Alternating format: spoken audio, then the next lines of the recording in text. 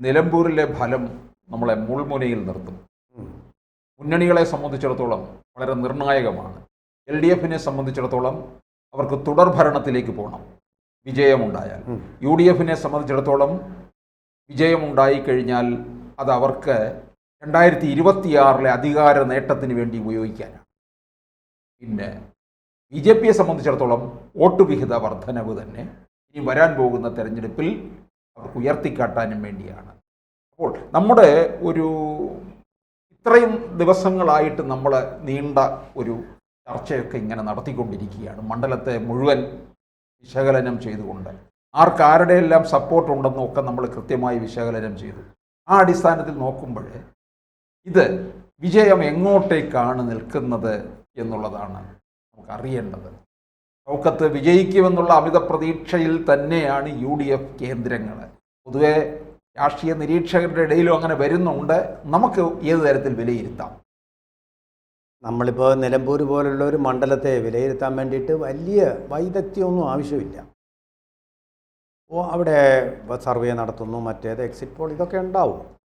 അതിൻ്റെ ഒന്നും ആവശ്യമില്ലാതെ തന്നെ നമുക്ക് കരതലാ മലകം പോലെ ലഭ്യമാണ് അവിടുത്തെ ഫലം. മറ്റൊന്നുമല്ല പറയുന്നത്, പൊതുവെയുള്ള പ്രവണത അനുസരിച്ച് ഇപ്പോൾ പുതുതായിട്ട് വന്ന ഫാക്ടർ നമുക്ക് നോക്കാം. പുതുതായിട്ട് വന്ന ഫാക്ടർ എന്ന് പറയുന്നത് PV അൻവറാണ്. PV അൻവർ പ്രത്യേക ഒരു സ്ഥാനാർത്ഥിയായിട്ട് നിൽക്കുക എന്നുള്ളത്. ബാക്കി ഇപ്പോൾ LDF ആകട്ടെ UDF ആകട്ടെ ഏറിയും കുറഞ്ഞ് ഇതേ രൂപത്തിൽ തന്നെ നേരത്തെയൊക്കെ മത്സരിച്ചിട്ടുള്ളൂ. പിന്നെ അതുകൂടാതെ പുതിയൊരു ഫാക്ടറും കൂടെ, അത് നമ്മൾ ശ്രദ്ധിച്ചിട്ടില്ലാത്തൊരു കാര്യമാണ്.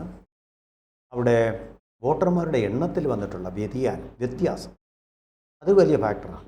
അതും പരിഗണിക്കണം. അല്ലാതെ കഴിഞ്ഞ പ്രാവശ്യത്തെ തെരഞ്ഞെടുപ്പ് വെച്ചുകൊണ്ട് നമുക്ക് പലപ്പോഴും നമ്മൾ ഈ ഡെമോഗ്രാഫിക് ചേഞ്ചസ് പലപ്പോഴും കണക്കിലെടുക്കാറ്. ആ ചേഞ്ചസും കൂടി വിലയിരുത്തിയെങ്കിൽ മാത്രമേ നമുക്ക് ശരിയായിട്ടുള്ള ഒരു നിഗമനത്തിലെത്താൻ പറ്റൂ. അപ്പോൾ പുതുതായിട്ട് വരുന്ന വോട്ടർമാരെന്ന് പറയുന്നത് എപ്പോഴും യുവ വോട്ടർമാർ തന്നെയാണല്ലോ. അവർ വളരെ സ്വപ്നങ്ങളുള്ളവരാണ്. ഈ സ്വപ്നങ്ങളുള്ള ആൾക്കാരെ ഏറ്റവും അധികം നിരാശപ്പെടുത്തുന്നൊരു കാര്യം, അതായത് UDFും LDFും മാറി മാറി ഭരിച്ചിട്ടും ഒരു ഗുണവും ഉണ്ടാവുന്നില്ല. പൊതുവേ നമ്മുടെ ഒരു അഭിപ്രായം, വോക്സ് പോപ്പുലി അങ്ങനെയാണ്. ഒരു പ്രയോജനം, എന്ത് ഗവൺമെൻറ്, എന്ത് കേരളം. അതുകൊണ്ടാണ് യുവാക്കളിൽ പലരും നമ്മുടെ രാഷ്ട്രീയ അവസ്ഥ നിരാശപ്പെടുത്തുന്നതായതുകൊണ്ടാണ് പലപ്പോഴും നാട് വിട്ട് കേരളത്തിന് പുറത്തേക്കോ അല്ലെങ്കിൽ ഇന്ത്യക്ക് പുറത്തേക്കോ പോയിക്കൊണ്ടിരിക്കുന്നത്. കേരളത്തിൽ നിന്നിട്ടൊരു ഗതിയില്ല, നീ ഒരു തീവ്രവാദിയായി പോകുമെന്ന് പറഞ്ഞാൽ ദുബായിലേക്ക് അയച്ച അഭിഭാഷകനെ എനിക്കറിയാം.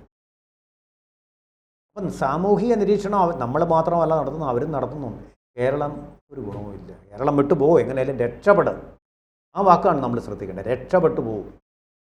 കേരളത്തിൽ രക്ഷയില്ല. രാഷ്ട്രീയത്തിൻ്റെ അതിപ്രസരം തന്നെയാണ് പ്രധാന കാര്യം. നമ്മൾ പാലസ്തീനും ഇസ്രായേലും ഇറാനും ഒക്കെ നിലമ്പൂരിൽ കിടന്ന് ചർച്ച ചെയ്യുന്നത്. ഇനി നോക്കിക്കോളൂ, അടുത്ത തദ്ദേശ തെരഞ്ഞെടുപ്പിലും ഇതൊക്കെയായിരിക്കും നമ്മുടെ വിഷയങ്ങൾ. ഏറ്റവും വലിയ വിഷയം പലസ്തീനാണ്. ഇത് പിന്നെ ടാപ്പുകളിൽ വെള്ളമില്ല എന്നുള്ളതും റോഡ് ശോചനീയമൊന്നും അല്ല പ്രശ്നം. പഞ്ചായത്ത് തെരഞ്ഞെടുപ്പിൽ ചിലപ്പോൾ അയത്തുള്ള ഖൊമേനിയെ തന്നെ കൊണ്ടുവരും പ്രചാരണത്തിൽ. ആ രീതിയിൽ നമ്മുടെ രാഷ്ട്രീയത്തിൻ്റെ നിലമ്പൂർ തെരഞ്ഞെടുപ്പിന്റെ ചിത്രത്തിലേക്ക് കടന്നപ്പോൾ തന്നെ വാര്യം കുന്നനൊക്കെയാണ് വന്നുകൊണ്ടിരുന്നത്. ഈ രാഷ്ട്രീയത്തിൽ കൂടി ഒളിച്ചു കടത്തപ്പെടുന്ന ഒരു വർഗീയതയുണ്ട്. ആ വർഗീയവത്കരണവും കൂടെ നടന്നുകൊണ്ടിരിക്കുകയാണ്. അതും കൂടെ നടന്നുകൊണ്ടിരിക്കുന്നു. ഇത് ജനങ്ങൾ മടുത്തു.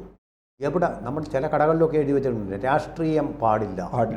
സഹികെട്ടു കോളേജുകളിൽ രാഷ്ട്രീയം അമിതമായിട്ട് അങ്ങ് കുത്തിവെച്ചിരിക്കുക. കഞ്ചാവ് ഉപയോഗിക്കുന്നതിന് പോലും ഒരു ലിമിറ്റുണ്ട്. ഇത് അതുമില്ലാത്ത ലിമിറ്റിലേക്ക് രാഷ്ട്രീയം അങ്ങ് കടത്തിവിട്ട് പിള്ളേർ തലതല്ലി കീറിച്ചാവുക അങ്ങോട്ടും ഇങ്ങോട്ടും. റാഗിങ്ങിന് ശമനം വല്ലതും ഉണ്ടാകുന്ന രാഷ്ട്രീയം ഉള്ള കോളേജുകളിലാണ് റാഗിങ് കൊലപാതകത്തിലെത്തുന്നത്. അരാഷ്ട്രീയത കൊണ്ടാണ് റാഗിങ് ഉണ്ടാകുന്നത്. വിദ്യാർത്ഥികളുടെ ജീവനും. നമുക്കിവിടെ ഇപ്പോൾ അൻവർ എത്ര വോട്ട് പിടിക്കുമെന്നുള്ളതൊക്കെയാണ്. അൻവറിൻ്റെ നേരത്തെയുള്ള എൻ്റെ ഒരു കണക്ക് 2000. പക്ഷേ പുള്ളി ഇപ്പോൾ ആവേശത്തോടു കൂടി ആയതുകൊണ്ട്, പുള്ളി വലിയ ധനികനായതുകൊണ്ടും അതൊരു ഫാക്ടറാണ് ഈ തെരഞ്ഞെടുപ്പിൽ. അഴിമതിക്കാരനാണ് അൻവറെന്നോ അല്ലെങ്കിൽ അതിനകത്ത് അഴിമതി നടത്തുമെന്നോ ഒന്നും അല്ല ഞാൻ പറയുന്നത്. തെരഞ്ഞെടുപ്പ് നിയമങ്ങളുടെ ലംഘനം എല്ലാവരും നടത്തുന്നുണ്ട്. തെരഞ്ഞെടുപ്പ് കമ്മീഷൻ പറഞ്ഞിട്ടുള്ള ചിലവിൽ ആരും തെരഞ്ഞെടുപ്പ് നടത്താറില്ല.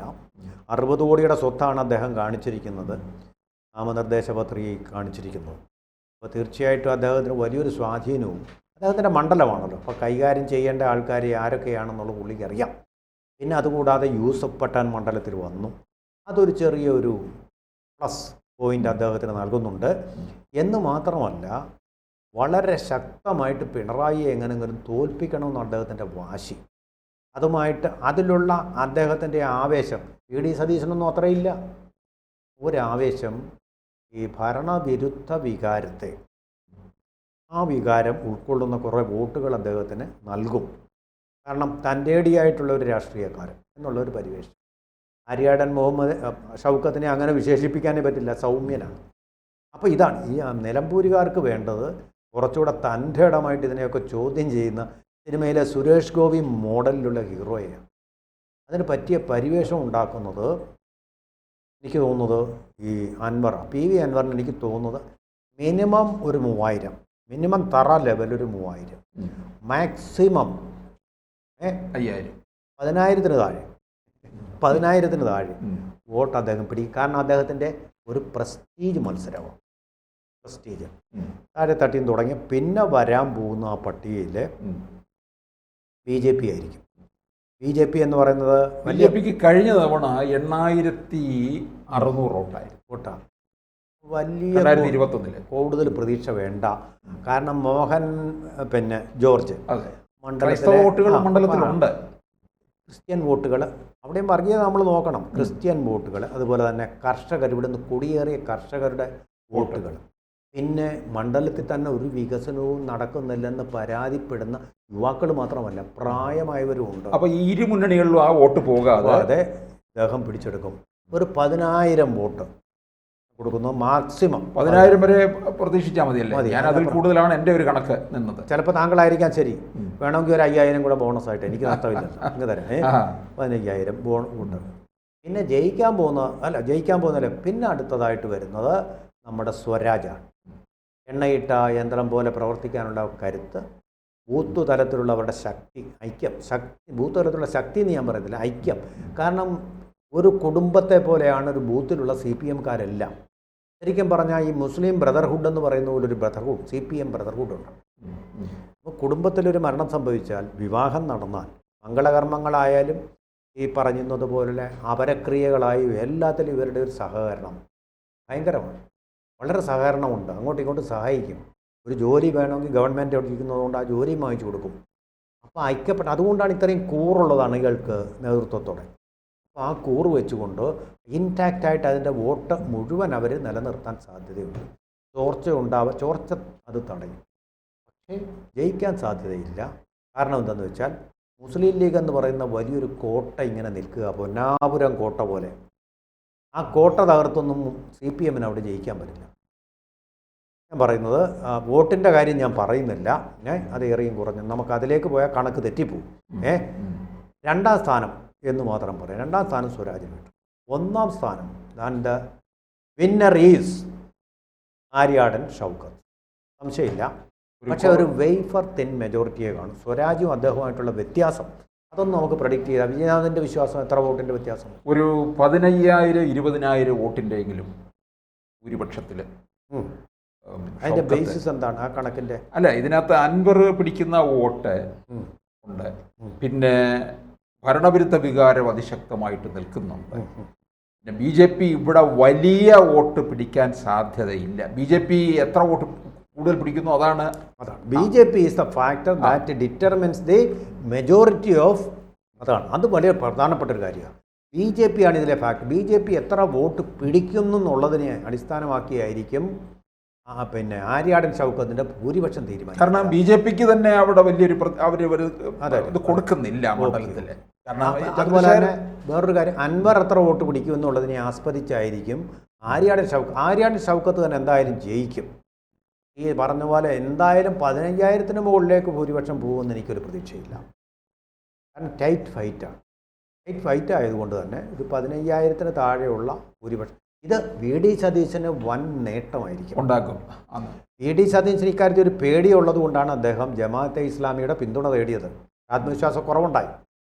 അപ്പോൾ ജമാഅത്തെ ഇസ്ലാമിയുടെ പിന്തുണ കൂടിയുള്ളതുകൊണ്ട് ഈ പറയുന്ന എനിക്കറിയില്ല 15,000-ന് മുകളിലേക്ക് പോവില്ലെന്നാ നമുക്ക് ഒരു ബെറ്റ് അങ്ങ് വെക്കാം. നമ്മൾ 23-ാം തീയതി ഇവിടെ കാണുമല്ലോ. 15,000 മുകളിലേക്ക് പോകില്ല, ഈസി ആയിട്ട്. പക്ഷേ അത്ര 15,000 വരെ എത്തിയാൽ പോലും ആ വിജയം ഉണ്ടാകുമ്പോൾ കോൺഗ്രസ് ക്യാമ്പുകളിൽ വലിയൊരു ആവേശം വി.ഡി. സതീശൻ തിളങ്ങും. കോൺഗ്രസ് ക്യാമ്പുകളിൽ ഉണർവും ഉണ്ടാകും. 2026 അവർക്ക് വഴി തുറക്കുന്നു എന്നതിൽ നിന്ന് മനസ്സിലാക്കുകയും ചെയ്യാം. അസാധാരണമായിട്ടുള്ള വാക്സാമർത്ഥ്യം കൊണ്ടും വ്യാഖ്യാന പാഠവും കൊണ്ടും ആ തോൽവിയെ ഒരു വിജയമാക്കി പിണറായി വിജയനും എം ഗോവിന്ദനും നമ്മുടെ ക്യാപിറ്റൽ പണിഷ്മെൻറ്റിൻ്റെ ആളായിട്ടുള്ള എം സ്വരാജും മാറ്റുമെന്നുള്ള കാര്യത്തിൽ വാക്സാമർത്ഥ്യത്തിൽ അവരെ ജയിക്കാൻ അവരതിൽ ജയിക്കും. വാക്സാമർത്ഥ്യത്തിൽ അവർ ജയിക്കും. അപ്പോൾ വാക്സാമർത്ഥ്യത്തിൽ LDFും വോട്ട് ഷെയറിൽ UDFും ജയിക്കും എന്നൊരു വിധിയിലേക്ക് നമുക്ക് വിധി അങ്ങ് എഴുതാം.